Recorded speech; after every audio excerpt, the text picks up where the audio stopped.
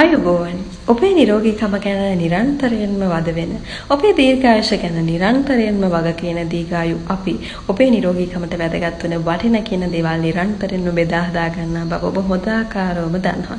ඉතින් ඔබ දන්නවද මෑත කාලයේදී අපි දන්නවා ශීඝ්‍ර ලෙස වර්ධනය වෙලා තිබෙනවා මේ බෝ නොවන රෝග අධිරුධිර පීඩනය, දියවැඩියාව, කොලෙස්ටරෝල්, ඒත් එක්කම හෘදයාබාධ, ඒ වගේම පිළිකා මෙන්න මේ කියන බෝ නොවන රෝගවල ශීඝ්‍ර වර්ධනයක් අපි දකිනවා මේ කාලේ වෙනකොට.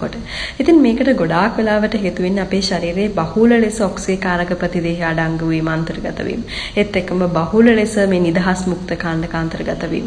ඉතින් මේකට අපි අපේ ආහාර වේලට වැඩිපුර ප්‍රතිඔක්සීකාරක වලින් පොහොසත් ආහාර එකතු කර ගැනීම මේකෙදී තාමත්ම වැදගත් මේ කියන රෝග වලින් වැළකෙන්නට. ඉතින් මෑත කාලේනම පලා වර්ග 34ක් යොදා ගැනීමෙන් සිදු කරපු පර්යේෂණයක් මගින් තහවුරු වෙලා තිබෙනවා ප්‍රතිඔක්සීකාරක බහුල පලා වර්ග 5ක් ගැන.